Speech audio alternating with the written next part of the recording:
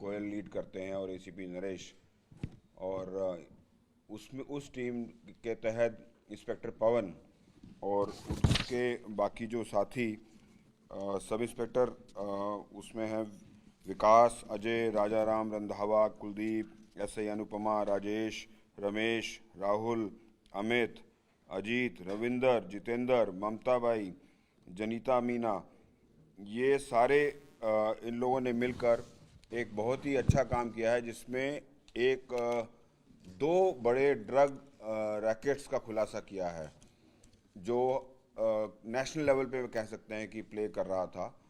काफ़ी जो है इसमें रैम्पेंट जो है फेक मेडिसिन मैन्युफैक्चर की जा रही थी, और काफ़ी मात्रा में हम लोगों ने फेक मेडिसिन जब्त की हैं। काफ़ी मात्रा में फेक मेडिसिन बनाने वाले इंस्ट्रूमेंट्स हम लोगों ने जब्त किए हैं। काफ़ी मात्रा में फेक मेडिसिन का रॉ मटेरियल हमने जब्त किया है। किस्सा ये है कि 26 तारीख को हमारे को इतना मिली कि कुछ मूवमेंट फेक ड्रग्स का दिल्ली में होने वाला है। तो इस जो एजीएस टीम की इंस्पेक्टर पवन के अंडर 3 टीमें गठित की गई।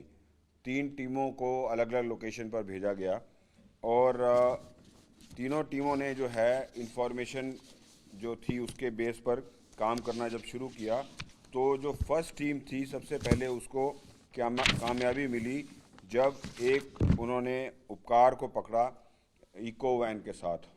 उपकार सिंह को पकड़ा जिसमें जसप्रीत सिंह ड्राइवर था।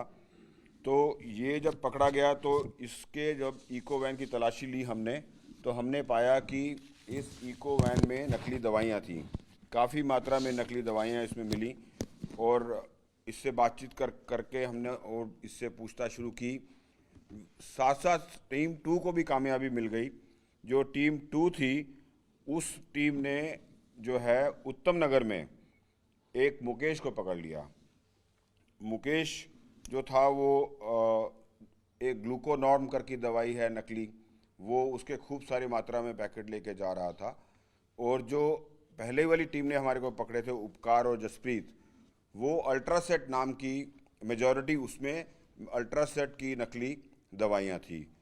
तो जब पूछताछ करी, इन दोनों टीमों ने आपस में भी शेयर किया, 2 जगह से अलग अलग हम लोगों ने कंसाइनमेंट पकड़ लिया। तो पता चला कि ये लोग जो है एक अब्दुल बासित, एक मेडिकल स्टोर है वहाँ पे दवाई देने जा रहे हैं। अब्दुल बासित के पास पहुँचे जिसका मेडिकल स्टोर गीता कॉलोनी में है। अब्दुल बासित ने बताया कि जो वो मेडिकल स्टोर चला रहा है वो एक दानियाल अली के बिहाफ पे चला रहा है, कि दानियाल अली ने का डी फार्मा का उसके पास लाइसेंस है मेडिकल स्टोर चलाने का, और उसने उसको जैसे सबलेट कर देते हैं किराए पर, बासित अली को अब्दुल बासित को दे रखा था। तो जब हम लोगों ने अब्दुल बासित को पकड़ा, उसके बाद दानियाल को पकड़ा, और दानियाल ने हमारे को बताया कि जो है वो ये सारी दवाइयाँ परवेज़ अहमद नाम का एक आदमी है वो सप्लाई करता है। तो परवेज़ अहमद तक हम लोग पहुँचे, तो परवेज़ अहमद से चेन आगे बढ़ी। तो उसने बताया कि वो जो परवेज़ अहमद है पानीपत में एक ट्रांसपोर्ट की कंपनी है, ट्रांसपोर्ट की कंपनी ये दवाइयाँ लेके आती है, मैं वहाँ से उस ट्रांसपोर्ट कंपनी से ये दवाइयाँ उठा के ले आता हूँ। निटको का ऑफिस है वो ट्रांसपोर्ट की कंपनी जो पानीपत में है, निटको ट्रांसपोर्ट के नाम से, वहाँ से ये दवाइयाँ ले आता है। और इससे जब पूछताछ की तो वहाँ पता चला निटको के ऑफिस में कि अनिल नाम का एक आदमी है जो वो दवाइयाँ वहाँ पर भिजवाता है। अनिल को जब हमने पकड़ा तो अनिल ने बताया कि वो सुरेंद्र मलिक नाम का एक आदमी है जिसके लिए वो काम कर रहा है। तो यहाँ पर एक जो चेन हमारे को, एक लेग जो फेक मेडिसिन का मिला, वो मिला हमारे को सुरेंद्र मलिक जो था वो एक फैक्ट्री चला रहा था। वो फैक्ट्री शामली में चल रही थी, फेक मेडिसिन बन रही थी, लाखों करोड़ों की वैल्यू की फेक मेडिसिन बन रही थी, लाइफ सेविंग ड्रग्स टाइप जो हैं वो फेक मेडिसिन बन रही थी। वो मैं डिटेल आपको बताऊंगा, पर मैं आपको पहले पूरा एक इसका आर्किटेक्चर समझा दूं। तो जो सुरेंद्र मलिक था वो अब हमारे हाथ आ गया, जो एक इस चेन का जो है सबसे बड़ा सोर्स, मैन्युफैक्चरर, और जिस पे पहले भी पुराने केसेस दर्ज हैं। जो ये मास्टरमाइंड था, इसी ने ही फैक्ट्री चला रखी थी, और ये जो फैक्ट्री इसने शामली में खड़ी की हुई थी, इससे पहले ये फैक्ट्री चलाता था सुरेंद्र नगर में। सुरेंद्र नगर हिमाचल में बद्दी के पास, वहाँ पर ये फैक्ट्री चलाता था, वो बंद करके वहाँ पर इस पे केस हो गया, ये यहाँ शामली में आ गया, यहाँ पर चलाने लगा। सुरेंद्र मलिक ने ही अनिल को रखा हुआ था, अनिल ही आगे इसको निटको ट्रांसपोर्ट के थ्रू आगे बेचता था, वो आगे एक चेन के थ्रू परवेज़ अहमद तक आते थे, परवेज़ अहमद आगे डानियाल अली, डानियाल अली से आगे फिर ये चेन चलती हुई, और ये सीधा भी सप्लाई करता था। जो परवेज़ था ये सीधा भी उपकार सिंह को भी बेचता था, और जसप्रीत तो ड्राइवर था ही, और मुकेश को भी बेचता था। तो इस तरह से हमारे पास एक जो लेग ऑफ जो एक चेन ऑफ फेक मेडिसिन वाली जो सुरेंद्र मलिक तक पहुंचती है, वो हमने पकड़ ली। इसमें फैक्ट्री हमने पकड़ ली, गोडाउन पकड़ लिया, मेडिसिन मैन्युफैक्चरिंग इक्विपमेंट्स पकड़ लिए, रॉ मटेरियल पकड़ लिया।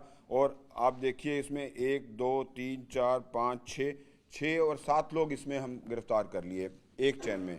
अब जो दूसरी टीम काम कर रही थी, जो उत्तम नगर में जो पकड़ी गई, मुकेश की जब चेन चली और उपकार से जब पूछताछ हम लोगों ने करी, जिसमें जो ग्लूकोनॉर्म एक दवाई है जो मेडिकल प्रिस्क्रिप्शन में दी जाती है डायबिटीज़ 2 के लिए, डायबिटीज़ जो पार्ट 2 होती है, जिसमें सेकंड लेवल की डायबिटीज़ होती है, उसको कंट्रोल करने के लिए, या कुछ और मेडिसिन हैं जिसके नाम मैं आपको बता दूंगा आगे, वो ग्लूकोनॉर्म मेजॉरिटी जो है ये उपकार सिंह और जो मुकेश है, इससे पूछताछ से पता चला कि ये विकास चौहान नाम का आदमी है, वो कहीं मैन्युफैक्चर कर रहा है, और वो विकास चौहान ही इन लोगों को सप्लाई करता है।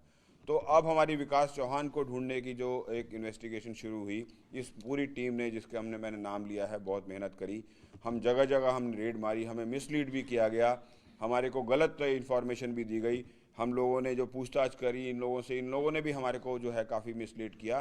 तो करते करते हम लोग कल जो है गाज़ियाबाद में, राजेंद्र नगर जो गाज़ियाबाद का जो है वहाँ पहुँचे, और वहाँ पर जो है उसकी फैक्ट्री हमने जो है अनर्थ कर ली।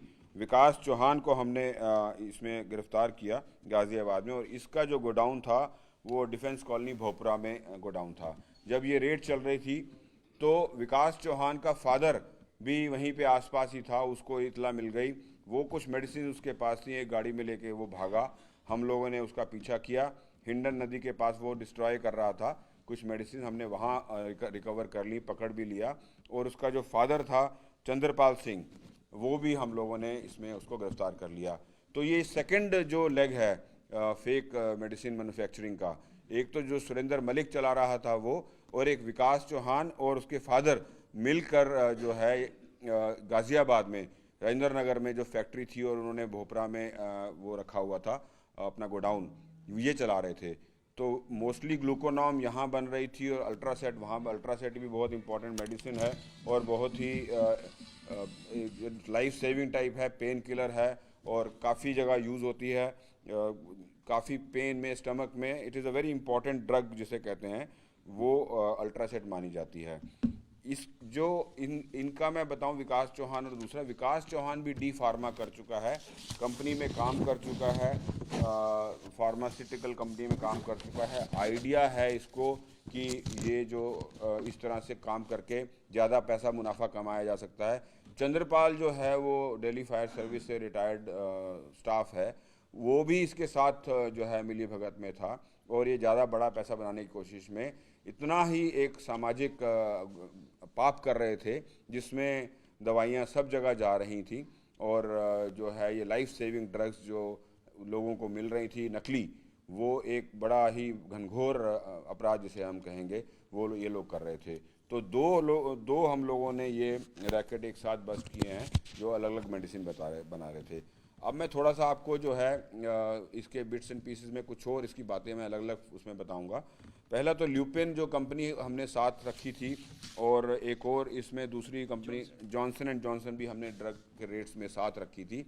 तो ल्यूपिन ने कंफर्म किया है कि ये लाइफ सेविंग ड्रग्स हैं और ये सारी फेक हैं। उन्होंने हमारे को जब पकड़ी गई स्ट्रिप्स तो बताया कि इसका जो है फॉन्ट गलत है या इसका स्ट्रिप का साइज़ गलत है, जो भी उनका हमारा एक तरीका होता है जो जेन्युइन जानने का कि हमारी ये दवाई दूर से देखकर पता चल जाए।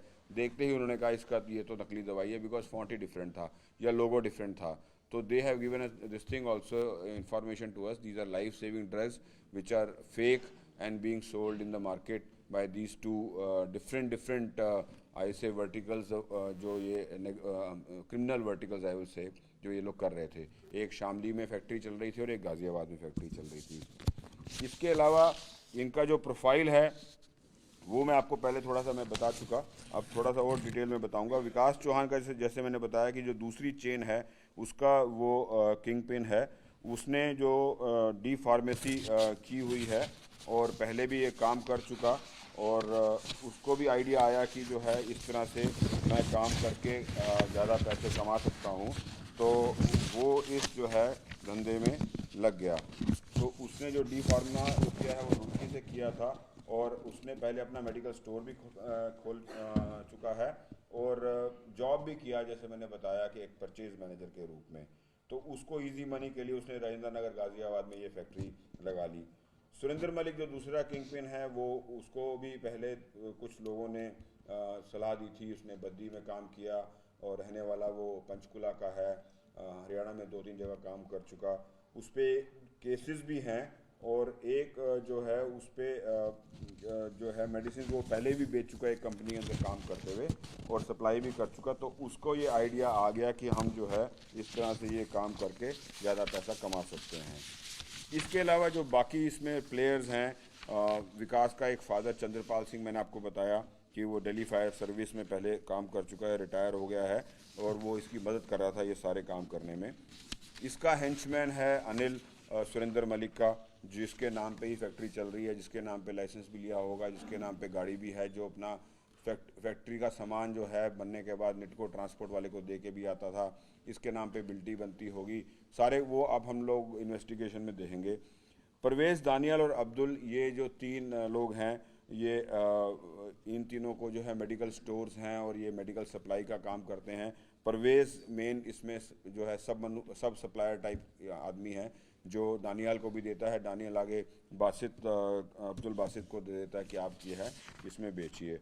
और उपकार भी जो है वो भी सेल परचेज का काम करता है मेडिसिन का मार्जिन के ऊपर, यही इनसे मेडिसिन उपकार इससे भी लेता है, विकास से भी लेता है, और सुरेंद्र मलिक की चेन से भी लेता है, और अपनी इको में सामान रख के ये जगह जगह सप्लाई भी करते हैं। और उपकार के साथ जो उसका ड्राइवर है जसप्रीत, हमने उसको जसदीप, उसको भी गिरफ्तार कर लिया है।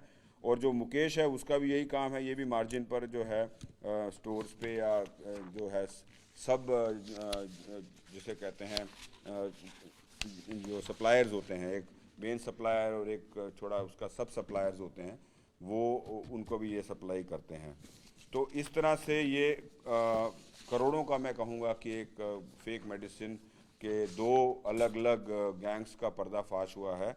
और इसमें जो दवाइयाँ हैं लाखों के उसमें संख्या में दवाइयाँ हमें मिली हैं, और जो दवाइयाँ हैं वो मैं आपको बताता हूँ कौन कौन सी दवाइयाँ इसमें मिली हैं, उसकी मैं आपको डिटेल बता देता हूँ।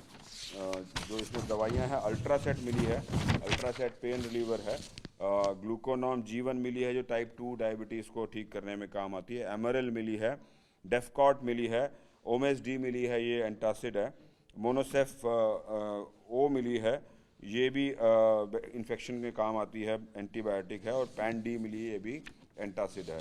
तो आप देखिए ये कितनी इंपॉर्टेंट मेडिसिन जो हैं, ये फेक मेडिसिन ये थी जो ये बना रहे थे और ये दे भी रहे थे।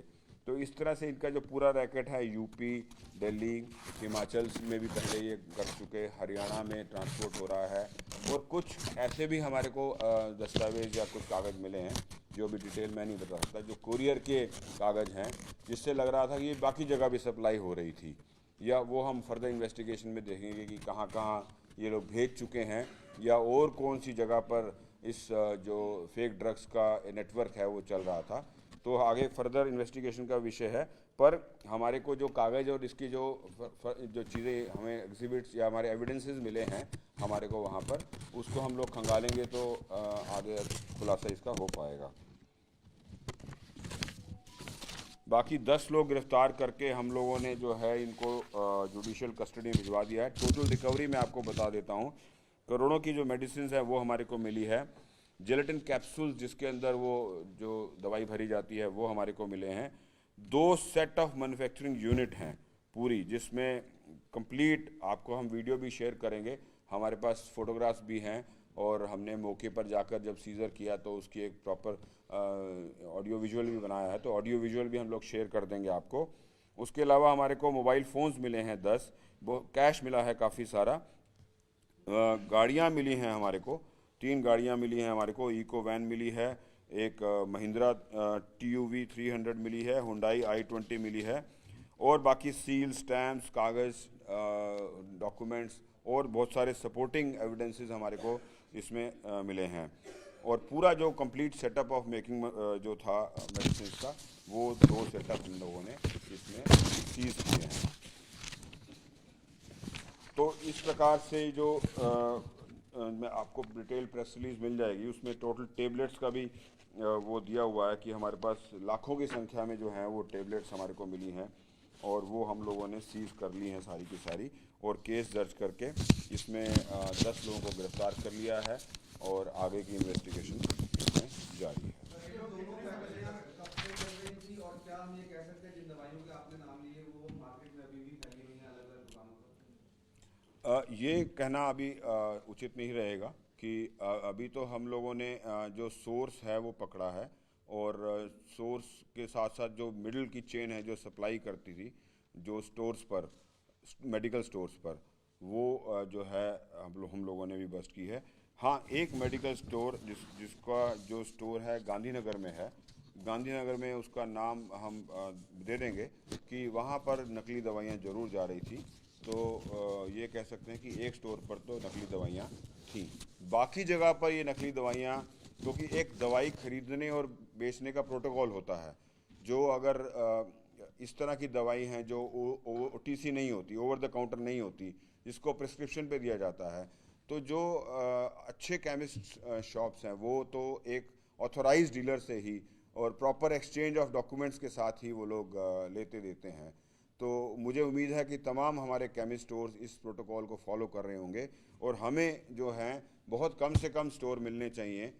जो मैं विशफुल थिंकिंग, या मैं एक चाह रहा हूँ कि ऐसे ज़्यादा जगह ये दवाई नहीं फैली हो, ऐसी मैं सोच। अब इन्वेस्टिगेशन के दौरान एक मेडिकल स्टोर अभी जो है हमारे सामने आ चुका है। अभी हमने सप्लायर्स की चेन पकड़ी है, अब ये कहाँ कहाँ पहुँच चुकी थी वो हमें देखना बाकी है।